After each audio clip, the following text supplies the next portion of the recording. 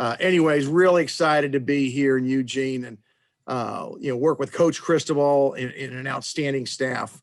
To get this opportunity to be I think one of the few places in the country that have an opportunity to not only win a conference championship, but to play for a national championship with the support of the administration, the community, the facilities, the ability to recruit those elite athletes, and the culture that Coach Cristobal has created. I'm just really excited to be a part of it and look forward to the challenge of competing at the highest level. So with that, be happy to open with anybody. All right, first question, James Crepia, the Oregonian. Tim, what was it about? You touched on a little bit there, but what was it about this specific opportunity compared to, I'm sure you were sought after for numerous opportunities over the last several years while at Cal. What was it about this one? Was it the region and the Pac-12 and the proximity of things that played into it? What were some of the factors that went into ultimately choosing to take this one? Well, there was actually a few. Probably number one, the driving thing was Coach Cristobal. Really was impressed getting to know him. I didn't know him before. I have some familiarity with some of the guys on the staff, having coached with Ken Wilson and Jim Mastro, knowing the kind of coaches they are, the kind of people they are, the character they are, and how they spoke about Coach Cristobal, the type of program that he demands from everybody that works for him, the players, the student athletes that we're going to coach, the temperature that he sets for everybody. I just knew this place was a little bit different. And then obviously, being in college football, Oregon's one of those brands that is known across the country. When you make calls to coaches or recruits, they're going to pick that phone up. They want to be a part of something that's so special with this community that supports it so well, the administration that supports it so well, our boosters that support it so well. You put all that together with the familiarity I had with those guys. Again, it was just too big of a opportunity for me to pass up. Next question, AJ Jacobson, Rivals. Now, Coach, I know you've got, a whole arsenal of different fronts and looks in your playbook, and you've done a lot of 3-4 lately. When you take a look at the Oregon personnel, how do you see what you're going to do, with a base front going forward into this next season? I don't know that we're going to have a base front. We have different packages. We're probably going to do a lot of similar concepts to what they based out of in the past. In our base package, and we'll have different terminology for it. We're going to have 4-down capability with KT and Mace and those bodies, outside linebackers as stand-up edge guys. We'll have a star position where we'll have a guy as an overhang, someone who can, be a physical guy, play the run, be able to bang receivers, but also be able to run a little bit. So, more of the long safety body types, but that have some coverability. Typically we'll play with 2 inside linebackers like we've done here in the past. And then that star with 4 other defensive backs will be in our quote base look against 11 personnel, 10 personnel most of the time, but we'll be able to bounce in and out of odd and even fronts and, be able to use the advantages of being in both those fronts to try to give some offense some trouble. Right now, seems like offenses, across the country are having their way with people, and we're going to try to do something to counter that. Next one, Eric Scopel, 247 Sports. I guess I'm particularly curious what to do with KT. I think you mentioned maybe he'll have him standing a little bit more. Do you see comparisons to Von Miller, a player you obviously coached at back at A&M a while ago? Well, it's funny you mentioned him. As I was watching him, as we'd see crossover tape, he's probably the first person that I've seen in a while that had that explosiveness like off the edge like Vaughn, the ability to bend, the pass rush value. Really excited about him. We used Vaughn in a joker position, what we called it back then. We will have the flexibility, depending on the package and personnel that we're in, to have him there, but we're going to move him around a bunch. I've already sat down with KT and explained to him, we're probably not going to have him playing a 4-eye at all, but we're going to move him around. On 3rd down, we moved Vaughn from an A gap to a B gap to a C gap. We moved him all around to try to take advantage of matchups. I think, having a special athlete like KT, you can do those kind of things particularly on third downs.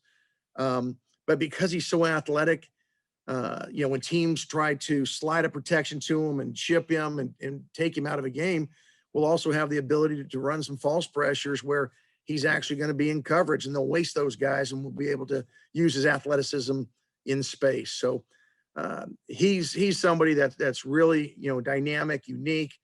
I've already talked with Coach Cristobal. I'm not going to be dumb enough to have him in coverage all the time. His major value is rushing the quarterback and putting some fear in those tackles in this league. And we're certainly going to have him do that a bunch. Julian Minenson, KZI.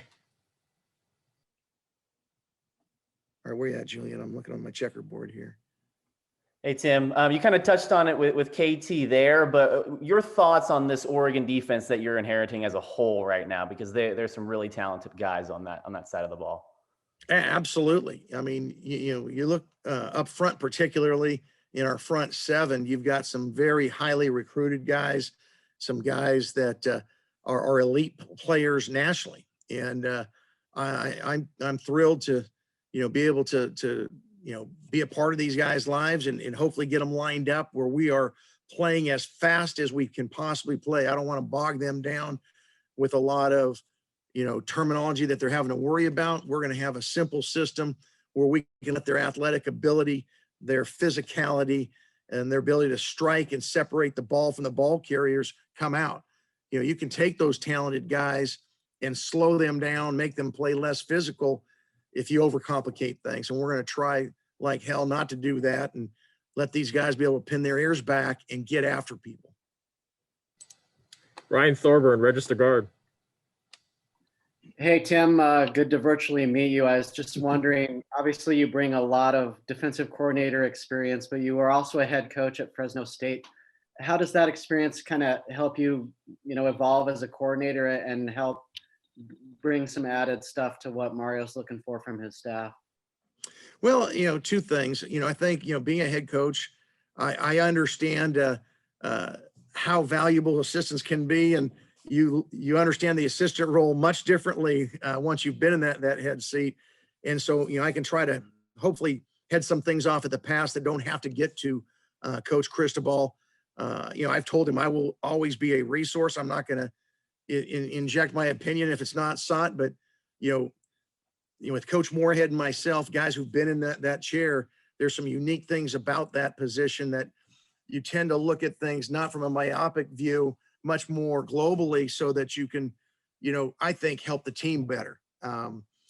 We're constantly having discussions about personnel and who needs to fit where. And as we get down to the crunch of recruiting for this year's class, and as we go forward, there's a lot of discussions that go on taking place that are critical as to, which guys do you take? We live in a world of limited resources. You'd love to take them all, but you can't. And which ones are going to provide the most value? So, I think I can, add to Coach Cristobal, by making recommendations there, and hopefully, he'll lean on me for things. And if he doesn't want my opinion, I'll go worry about the defense. But he's already reached out on a few things, and I'm more than happy to help. Kevin Wade, 247 Sports. Hey, Coach. Nice to meet you. You kind of talked about the ability to come to Oregon to recruit national level prospects. Just wanted to ask about your own recruiting philosophy and maybe what you've heard from Ken Wilson and Jim Master about Mario Cristobal's recruiting philosophy as you start this new position. Well, I think, the critical thing in college football, if you want to play at the elite level, you better have elite level athletes. And Coach Cristobal is all about talent acquisition. And he wants to attack recruiting just like we're going to attack practice, just like we're going to attack the weight room, just like we're going to attack on Saturdays in the fall. And you've got to make it a 365, 24/7 effort in recruiting to get those elite guys. It's always going to come down to relationships.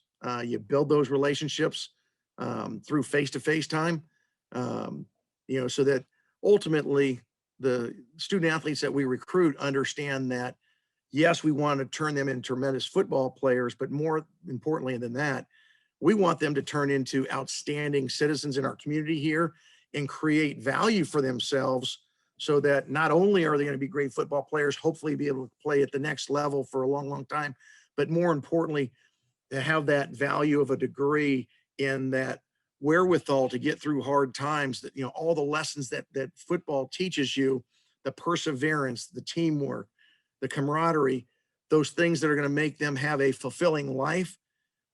Those are the things that I'm anxious to share with our student athletes and our potential student athletes, so that they want to come to a place where they can have everything in life, everything that a Division I college football player, reaches for, as far as, playing for a national championship and playing for conference championships, but also have that life after ball element that ultimately is going to be a sign of, whether they were a success or whether we were successful with them or not. James Crepia, the Oregonian. Tim, how much did autonomy and defensive autonomy for you and play calling and game planning play into this? Because, and not speaking ill of anything, it's naturally you were under a defensive head coach with a co-defensive coordinator who previously served as a play caller himself. So I know it was a collaborative effort at Cal.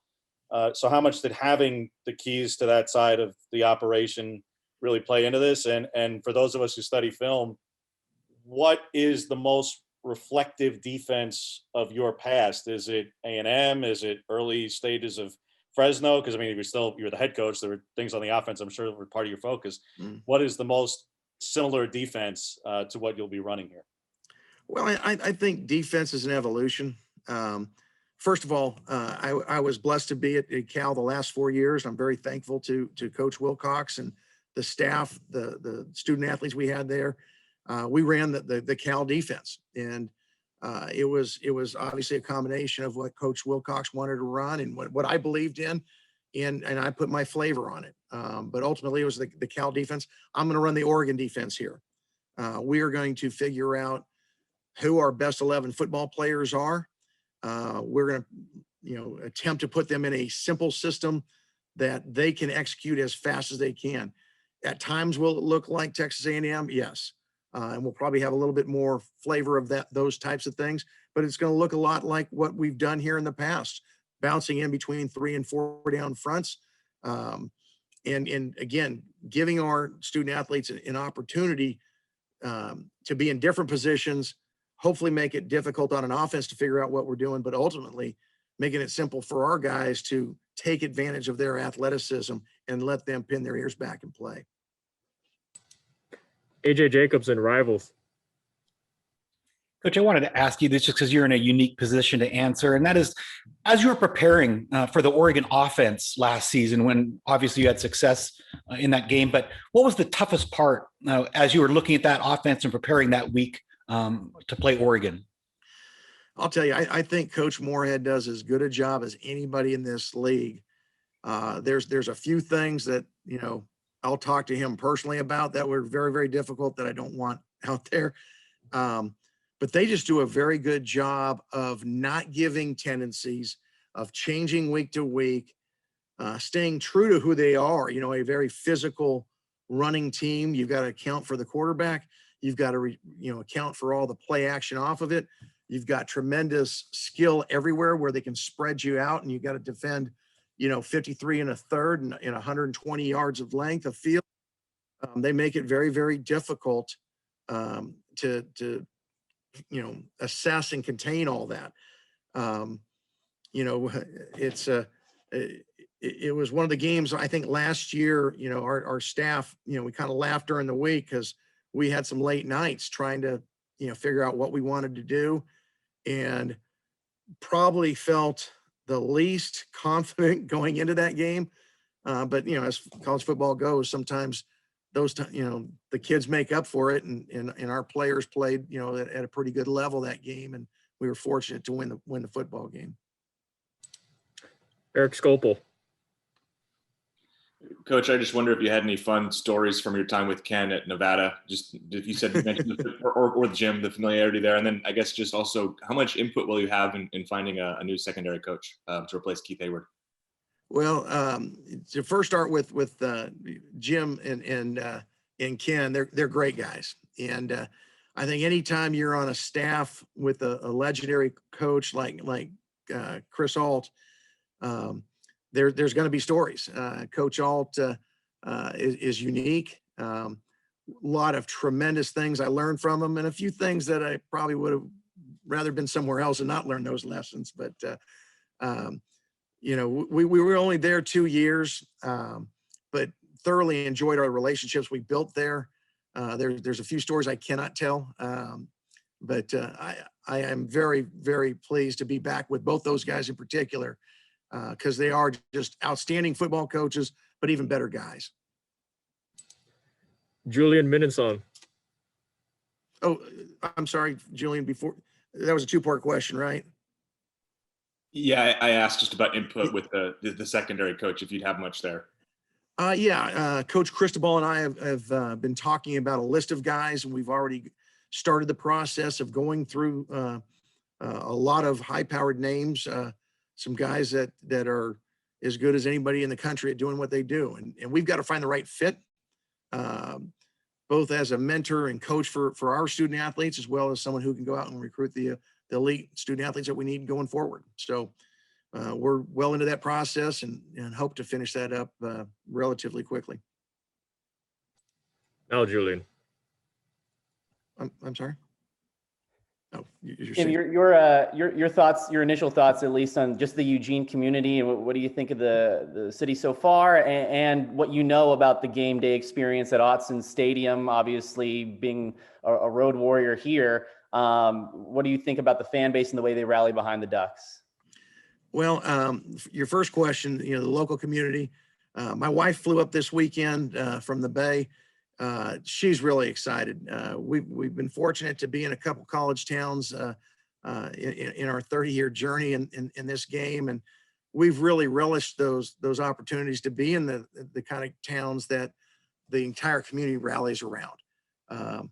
College Station was a little scary that way. You couldn't walk anywhere without people recognizing you, and my whole family still laughs. The first weekend I was in College Station, I went to mass. I'm Catholic, and my family's like everybody. They're fans, and they get on these websites, and my brother-in-law is hitting me up saying, "Hey, I heard you went to mass today." Someone put in that after communion, Coach DeRuyter had a determined look on his face going back to the pew. I'm like, man, this is a little too scary, but we really love being in the kind of communities like this where it means something to the community. And coming here as a competitor, this is an extremely difficult environment, which I love being a part of. Again, everywhere you go, as a defensive coach, you've got to make sure you communicate, and communication is critical. And you worry about that as an offense when you go on the road, that things are so loud that you can't communicate.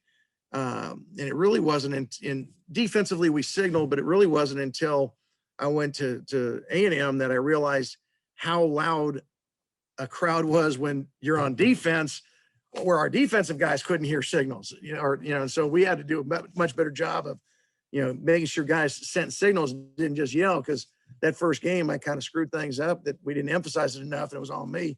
That next week we were much better at making sure we signaled, and I'm sure here, at Autzen, I've been on the nice end when our defense was here. The crowd was nice and quiet for me when I was on as an opponent, so it was no big deal. But now we're going to have that advantage that hopefully we're going to put the opposing offense in a little tough spot, and we're going to definitely have the signals down where our guys be able to still communicate. Brandon we got time for 2 more. First, Brandon Cameraman from Kayvon. Hey, Tim, welcome to Eugene. I wanted to ask, Mario Cristobal's talked about the idea of iron sharpening iron. And obviously, as we've talked about, your defense has played well against Oregon the last couple of years. Was that a conversation you had? Obviously, you're going to be focusing on the defense, but about what your defense can do to prepare the Oregon offense on game day. Well, I think you hit the nail on the head when you said iron sharpens iron. I've always believed in that. And I love the fact that, as I talked to Coach Cristobal about how he structures things, we're going to have a ton of good versus good during the week. I know when at other stops that he had been at that have had a lot of success, that's what they've done. And I think that that's what you've got to do in order to play at an elite level. And, one of the things that I think is part of our great recruiting pitch is going to be, you're going to be able to line up against athletes on the other side of the ball and practice every day against some of the best in the country. And to be able to use that in recruiting. And then of course, obviously it's going to help you on Saturday. So getting a chance to go against, I think one of the elite play callers in the country and Coach Moorhead is going to help me as a defensive coordinator. We've got a tremendous staff here on defense. I look forward to, incorporating some of their ideas and thoughts into what the Oregon defense is going to look like. It's not my defense. It's going to be our defense. And everywhere I've gone, I've been able to, pull things from our staff to make them have buy-in. And, it truly becomes the Oregon defense, which will be unique in of itself. Last question, Ryan Thorburn, register guard.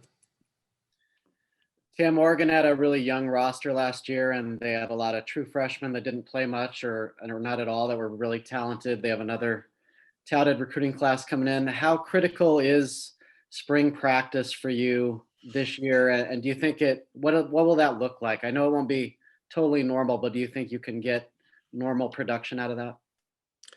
Well, I think spring practice anywhere is critical for the development of football players, particularly when you're young like we are.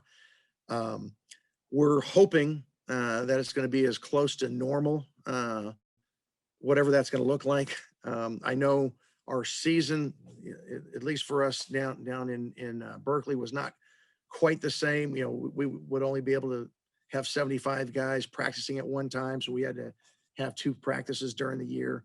Hopefully we'll be able to have a full roster, because again, I think we need to find out. Let's throw our guys competing against each other. Let's find out, what those talented freshmen can do when they've got to go cover other talented guys. And you only do that by actually practicing and playing and putting guys in position where they have to make the play or not make the play. When you're practicing and you're just running tag off, you never miss a tackle. When you got to get a guy on the ground, that's when it becomes real. So I think we need to do that this spring. We've got to make a great emphasis on teaching our guys how to tackle safely and effectively. We've got to do a better job, I think, this year of teaching our guys how to attack the football and take the football away. There's no more critical factor in football than turnover margin. And our job as a defense is not to wait for a turnover, it's to take the damn ball away. And we're going to, stress and emphasize that. And it's going to be part of our mentality every day in the spring and every day in the fall. And it's got to be part of what the Oregon defense is going to be. All right, that's all the time we got for you, Coach. Thanks for your time. Have a good one.